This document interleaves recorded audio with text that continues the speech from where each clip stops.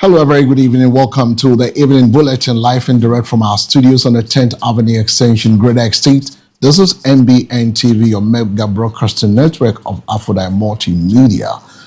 My name is El Samuels. The news is live across all our social media handles. First, the headlines. Education Minister unveils revised curriculum to boost digital learning. In business, global competition for foreign investment forces Ghana to raise standards. And on the international front, Starmer resigns as Benham takes over as Prime Minister amid UK political shake-up.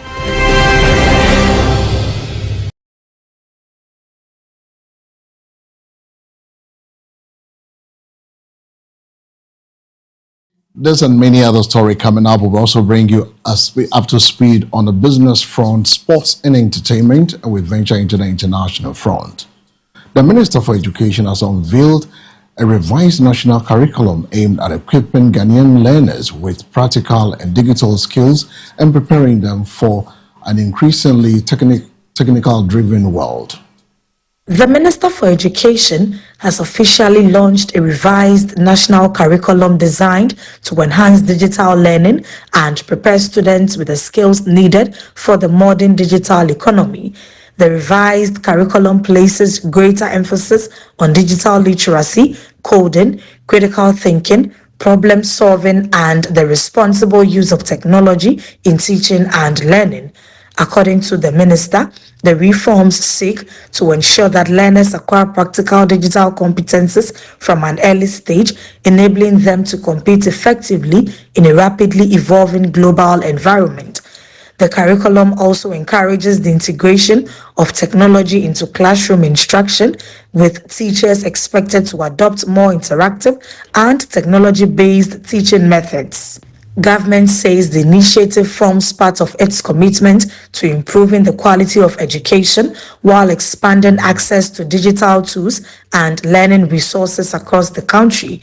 Education stakeholders have welcomed the move, but have also stressed the need for adequate infrastructure, reliable internet connectivity, teacher training, and equitable distribution of digital devices to ensure successful implementation, particularly in underserved communities.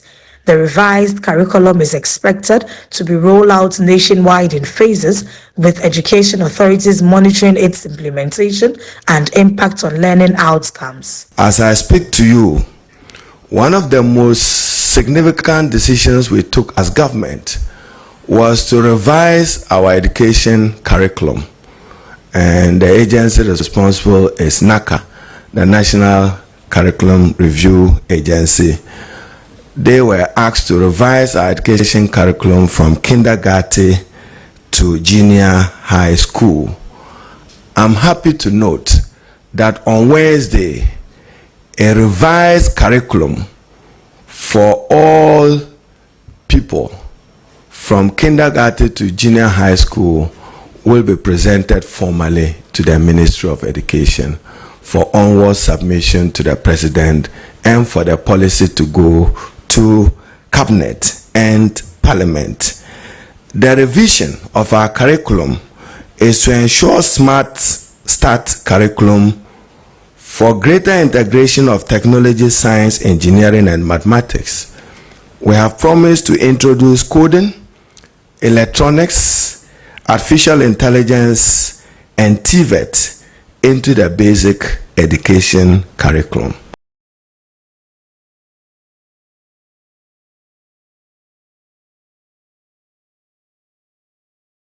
And still with the Minister for Education has announced that plans to establish the Ghana Armed Forces University at advanced stage, with the institution expected to begin operations soon. The university is aimed at expanding access to higher education while strengthening the military and the national development through specialized training and research. The Minister for Education has announced that the establishment of the Ghana Armed Forces University is nearing completion, bringing the country closer to the launch of a new institution dedicated to military and academic excellence. According to the minister, the university will provide quality tertiary education, advanced research, and professional training for both military personnel and qualified civilians in selected academic disciplines. Government says the institution is expected to become a center for innovation, leadership development, and security studies, while contributing to national development through research and skills training. The minister noted that the university forms part of government's broader agenda to expand access to higher education and develop a workforce equipped to meet the country's evolving security, technological, and development needs.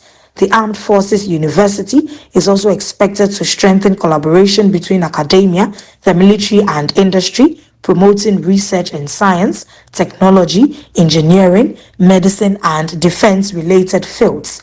Education authorities say preparations are in their final stages, with further details on admissions, academic programs, and the official opening expected to be announced in the coming months.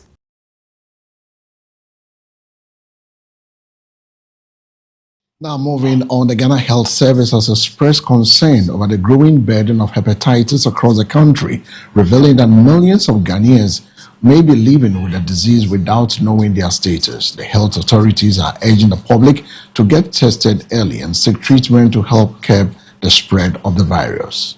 The Ghana Health Service is sounding the alarm over the rising burden of hepatitis, describing the disease as a silent but serious public health threat across the country.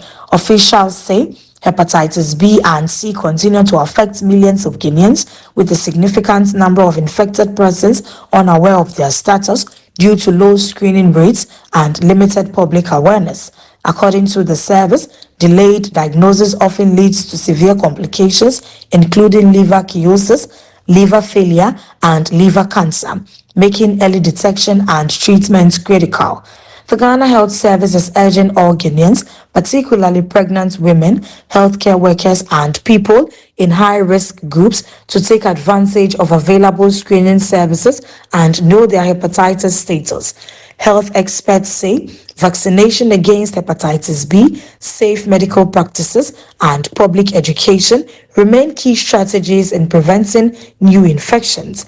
The service also called for greater collaboration among government, healthcare providers, civil society organizations, and development partners to improve access to testing, treatment, and preventive services nationwide. The Ghana Health Service reaffirmed its commitment to intensifying public education and expanding hepatitis prevention and treatment programs as part of efforts to reduce the disease burden and improve public health outcomes.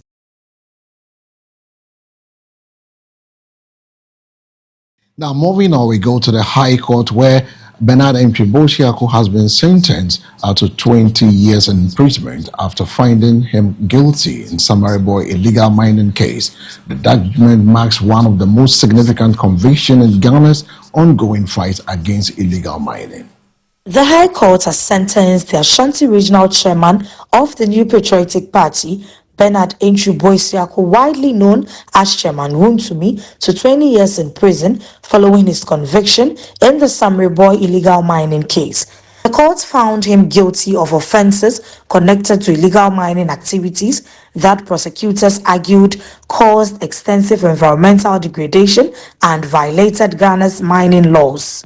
The ruling follows months of legal proceedings in a case that attracted nationwide attention because of Chairman Wontumi's political profile and the growing public demand for accountability in the fight against illegal mining, commonly known as Galamsey. The conviction is expected to reignite debate over environmental protection, the enforcement of mining regulations, and whether Ghana's justice system is applying the law equally to all persons regardless of political status. Environmental advocacy groups have repeatedly called for tougher action against individuals involved in illegal mining, warning that the destruction of forests and pollution of water bodies continue to threaten livelihoods, biodiversity, and national development. The case is also likely to have political implications, with observers closely watching the response of the New Patriotic Party and other stakeholders. Chairman Wontumi is expected to exercise his legal right to appeal the judgment if advised by his lawyers. I do appreciate that, yes, there are situations where the veil of incorporation could be lifted and directors could be held responsible. It is not in all situations that those things are applicable. So I'm sure it's an area his lawyers would have to look at and see if it will open up some areas of appeal for him. But I'm a bit worried and a bit sad. Probably she did, probably she did not. Because I was of the view that the minimum sentence was okay, because I made a point that getting Wontumi out of the picture, that is incarcerating him, may affect a lot of things, especially his businesses, the number of people he employs and all that. So that was the appeal I was making to the court, that yes, the court has come to the conclusion and convicted Mr. Wontumi for all the offences. But in terms of the sentences, I mean, the court ought to consider his significance in society, especially the chain of businesses he owns. And I also made the point that currently we are struggling with a lot of youth employment. And if the court itself has established that Mr. Wontumi is the directing mind of all his businesses, it means it's very crucial to his businesses. So getting him away from his businesses in giving him such long sentence may negatively impact on the businesses, and the young people who get jobs through his businesses and all that, they'll come onto the streets as unemployed, adding to the huge numbers who are already on the streets with no employment. So that was the appeal I made to the court, that the court should consider this particular circumstance of Mr. Wontumi and probably give him the barest minimum of sentence. Meanwhile, the Ghana Coalition Against Galamsey has said despite government efforts to tackle the illegal mining, impunity remains widespread across the country. At a press conference in Accra, the coalition commended some recent intervention but called for stronger enforcement, prosecution of alleged kingpins, greater transparency, and urgent reforms to protect Ghana's forests and water bodies. The Ghana Coalition Against Galamsey has challenged government's assertion that the era of impunity in the fight against illegal mining has ended, insisting that illegal mining activities continue unabated in several parts of the country. Addressing a press conference in Accra, the coalition acknowledged government's decision to revoke Executive Instrument 144, which has degazetted portions of the Achimota forest, describing the move as a major victory for environmental protection.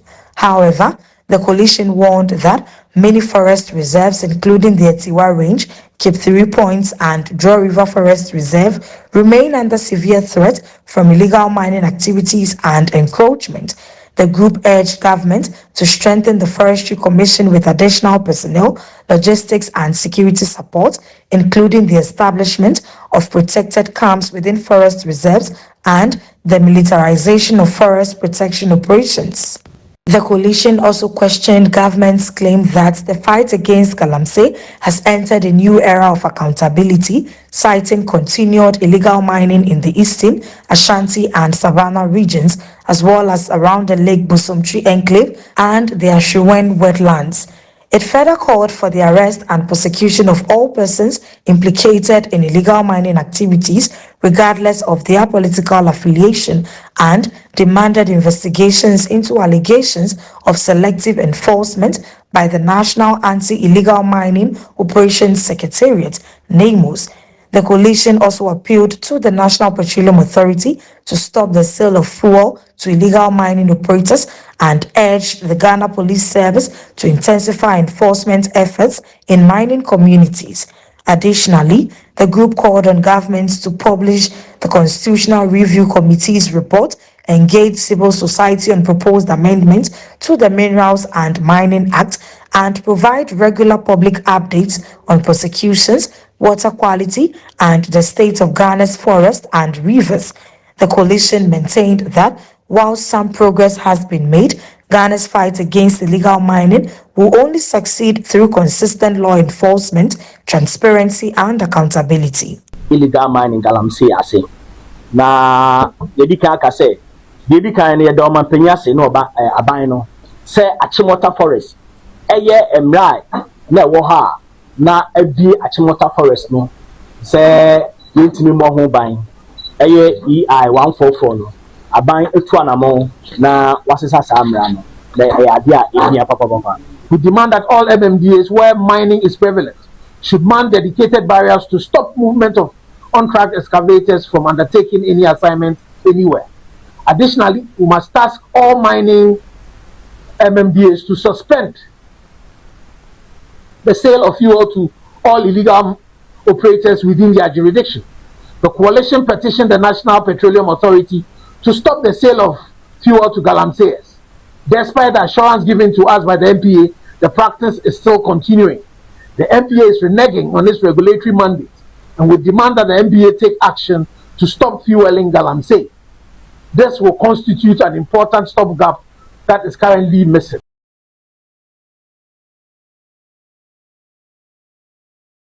Now to the corridors of the New Patriotic Party has convened an emergency meeting to review the 20-year prison sentence handed to its Ashanti Regional Chairman, Bernard Entry Bosiakon, popularly known as Chairman Wontumi. In the summary, the New Patriotic Party has summoned an emergency meeting following the sentencing of its Ashanti Regional Chairman, Bernard Entry Bosiakon, popularly known as Chairman Wontumi, to 20 years in prison in the Samrebo illegal mining trial. The meeting, according to party sources, is aimed at reviewing the court's decision and determining the party's next line of action following the landmark judgment.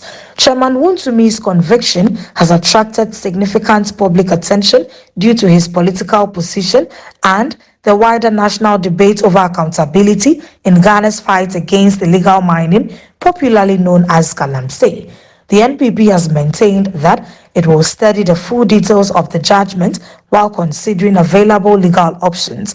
The development comes at a time when political parties, civil society groups, and environmental advocates continue to demand stronger enforcement and accountability in addressing illegal mining activities across the country.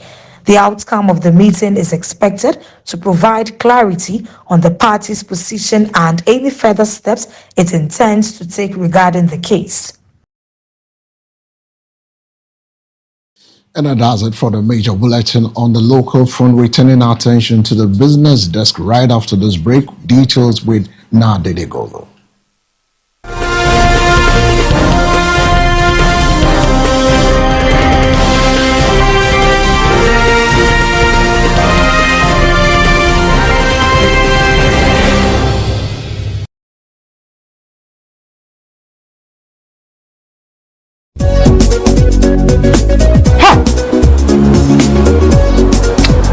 So there's some local passo.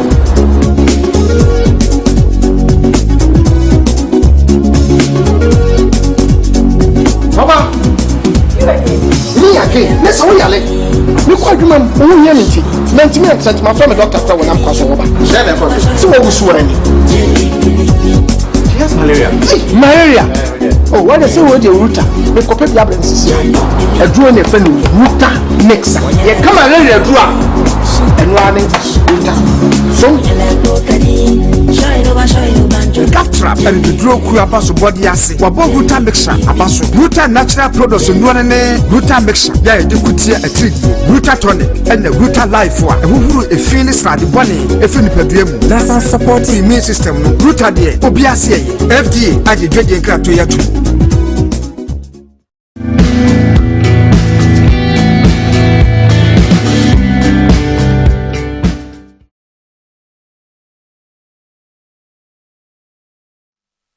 Welcome back from the break. This is the business news with me, Nadede Golo. In business, government says the intensifying global competition for foreign direct investment is compiling Ghana to improve its business environment, strengthen investor confidence, and implement reforms that make the country a more attractive destination for international capital. Government says Ghana must continue raising its standards to remain competitive in the global race for foreign direct investment, as countries increasingly compete for limited international capital. Speaking on the country's investment agenda, officials noted that investors are now placing greater emphasis on political stability, policy consistency, infrastructure, transparency, and the ease of doing business before committing their resources.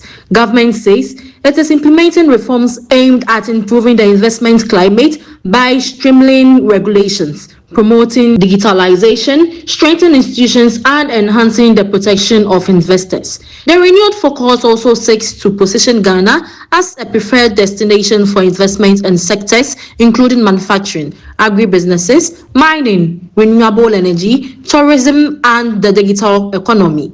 Officials believe attracting quality foreign investment will stimulate economic growth, create jobs, promote technology transfer, and boost exports. However, economic analysts say sustaining investor confidence will require continued macroeconomic stability, fiscal discipline, reliable infrastructure, and predictable government policies. As global competition for investment intensifies, government says Ghana remains committed to creating and enabling an environment that supports sustainable economic growth and long-term development.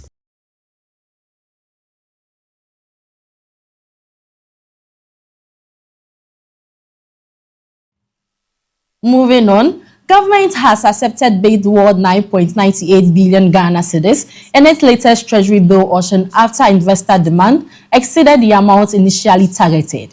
The oversubscription reflects continued strong appetite for government securities despite prevailing economic conditions.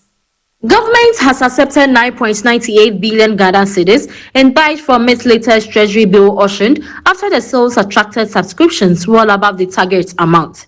The oversubscribed auction signals sustained investor confidence in short-term government securities, with market participants continuing to channel funds into treasury bills amid prevailing economic conditions.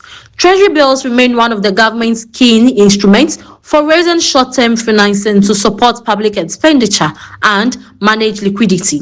Financial analysts say the strong demand reflects the attractiveness of treasury bills to investors seeking relatively secure investment options, while also indicating ample liquidities within the financial market.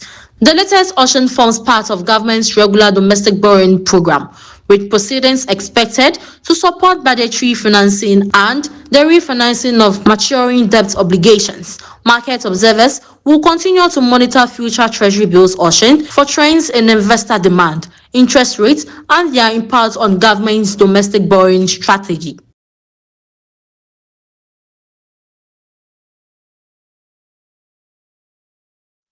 Let's go for a break. Farah Ayi joins with sports and entertainment.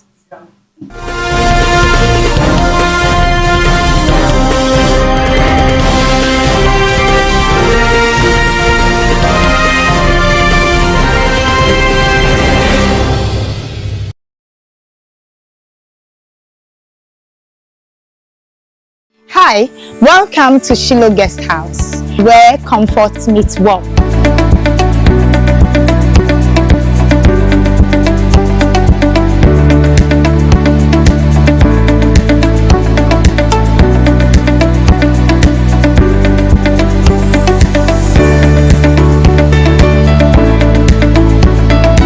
Our serene environment and cozy rooms provide a pleasant stay.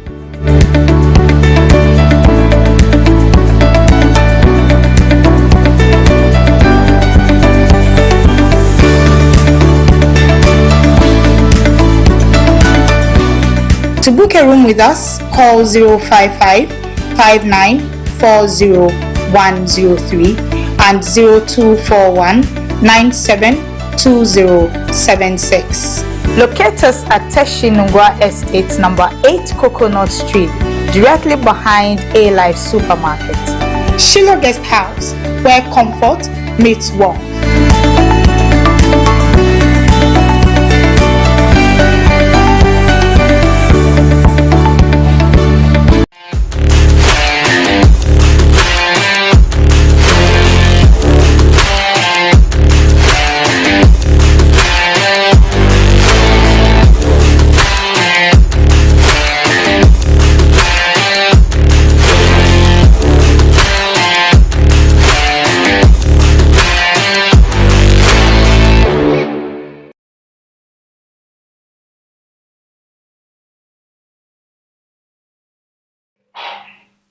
Welcome back from that break. I am Farah Ayi, and in sport, His Excellency President John Dramani Mahama says Ghana could explore the possibility of co-hosting the African Cup of Nations with neighboring country Cote d'Ivoire if ongoing and planned stadium upgrades are successfully completed. The president believes improved sports infrastructure could position Ghana to stage major international tournaments.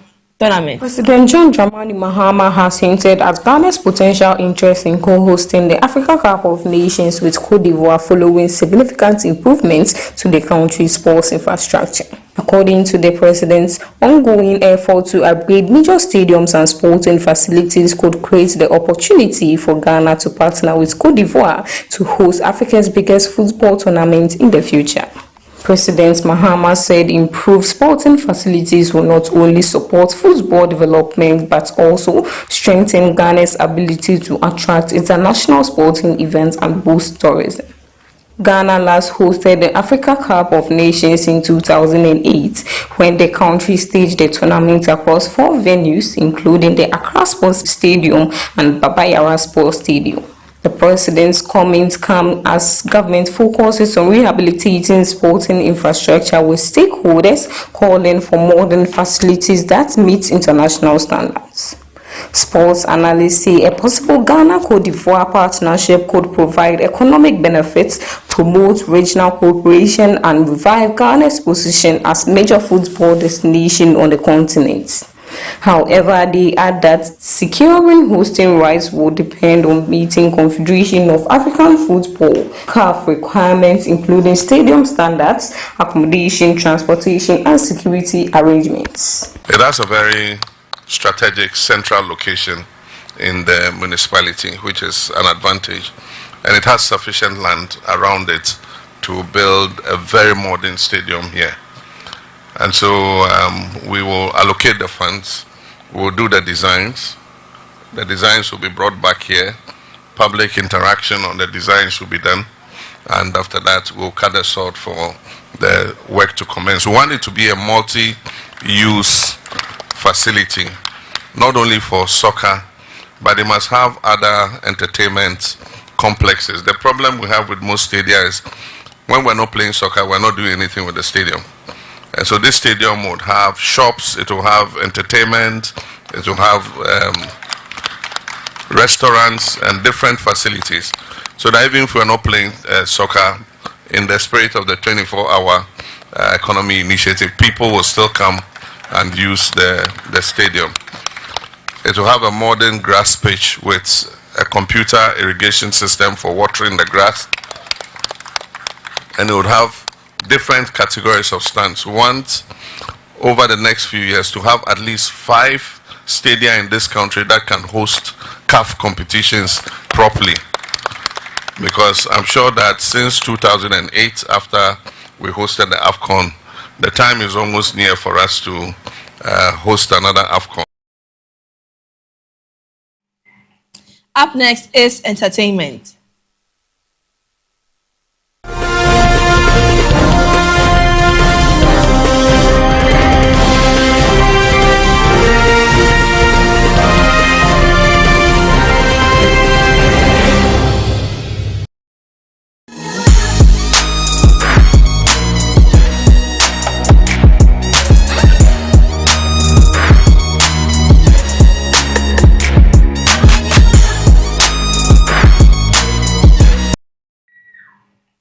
Now in entertainment, Ramzia Sule, representing the Northern East region, has been crowned Miss Ghana 2026 after emerging winner of this year's National Beauty Pageant. She will now take on the responsibility of representing Ghana and championing social impact initiatives through her reign.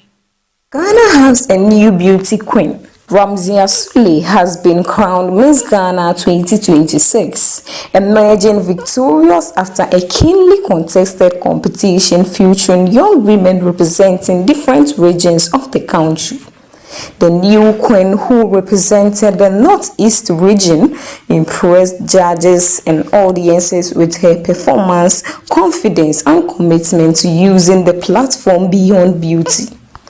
Miss Ghana is regarded as one of the country's longest-running beauty platforms, providing opportunities for young Ghanaian women to promote leadership, culture, social advocacy, and community development. Following her coronation, Ramzia Sule is expected to embark on initiatives focused on empowerment and social development while representing Ghana on national and international platforms.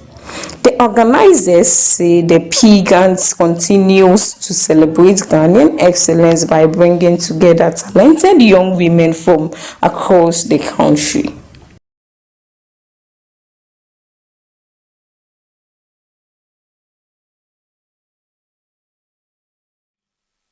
Now that's all for sport and entertainment with me, Farah Ayi. Up next is the international news with El Samuels.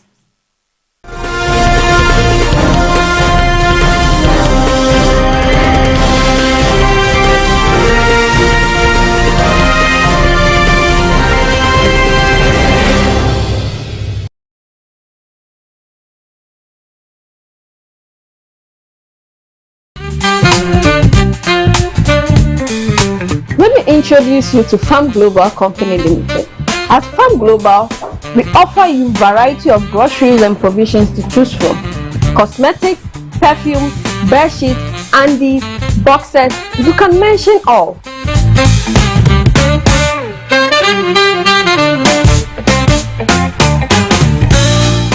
This is our perfume stand, and we have variety of perfumes you can choose from for yourself and your loved ones. We cover Latapa, fragrance work, and quality perfumes that will last long on your body. On our cosmetic section, we have variety of lotions, creams, hair pomades that can keep you going. Let your feet do the talking and your hand do the showcasing. Your babies are not left out. We got you covered.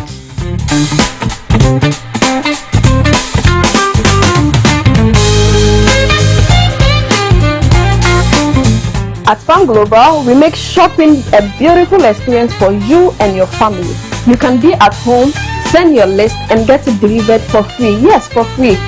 We know you can pay for it, but we want to show appreciation. We bring everything to you at your doorstep. Locate Farm Global on the Nungwabuade Road, just opposite Redeemer Chemist. Call us on 0592 0999 52 or 050 384 3633. Farm Global, fast, reliable, and convenient.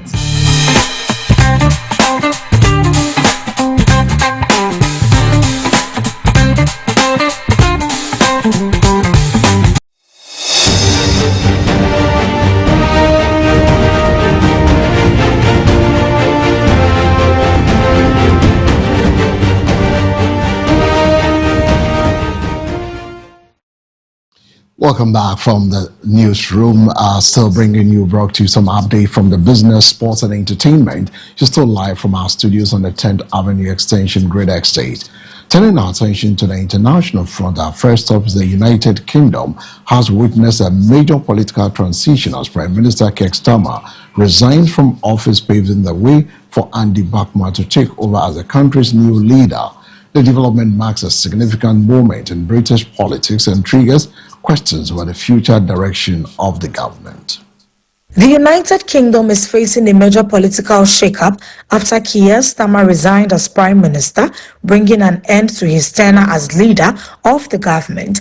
Andy Burnham has subsequently emerged as the new Prime Minister, taking charge at a time of heightened public scrutiny over the economy, public services and political leadership. The transition follows growing pressure within political circles over the direction of the government and calls for renewed leadership. Burnham, who has previously served in senior government roles and as mayor of Greater Manchester, is expected to outline his priorities as he begins his new role. The change in leadership is likely to reshape the political landscape in the UK, with attention now turning to government policies, public confidence, and the next steps for the ruling party. Political analysts say the new Prime Minister will face immediate challenges, including economic concerns, healthcare pressures, and restoring trust among voters. The development has attracted international attention as Britain's new leader prepares to steer the country through a period of political uncertainty. And I thank the British people for the opportunity to serve. I go with good grace, I go with a smile, and I go proud of everything that we have achieved. Thank you very much. We will make this moment a circuit breaker for Britain, bringing forward the biggest changes in the last 40 years.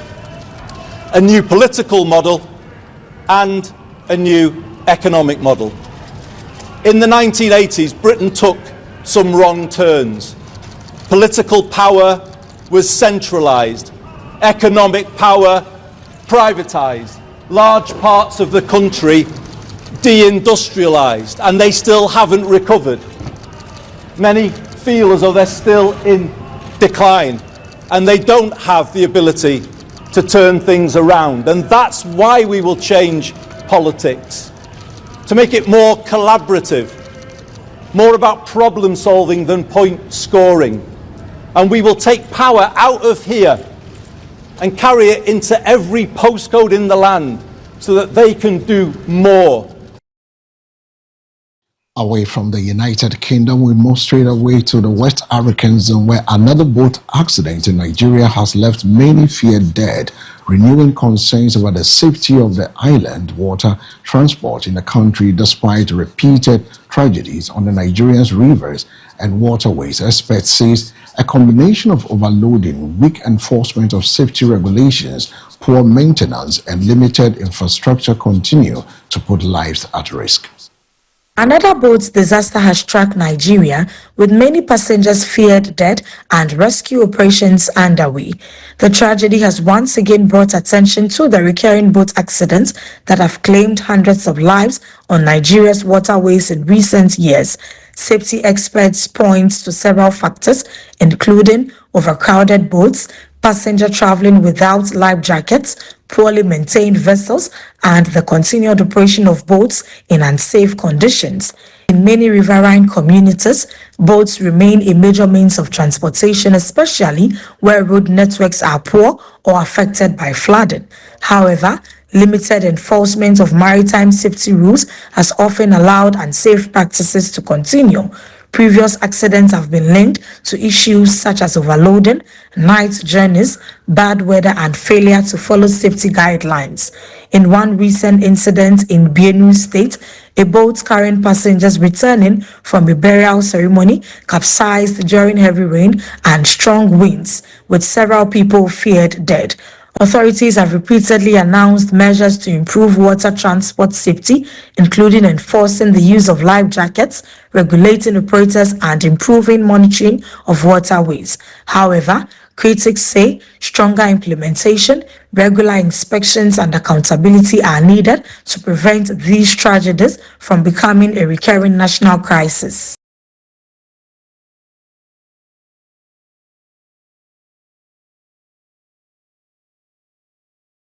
And that is it for this evening's Mega News at 6 from MBN TV. Before we take leave of you, a recap of the stories making headlines.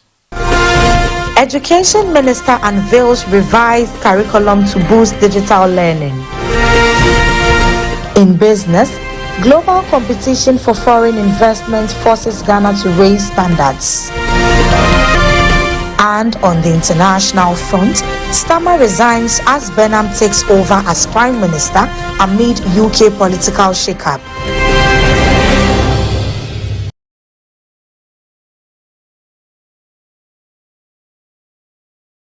Thanks for staying with us. For more news, log on to MBN 360. Business news brought to you by Nadede Google Sports and Entertainment with Farah Ayi. My name is El Samuels. Have a good evening.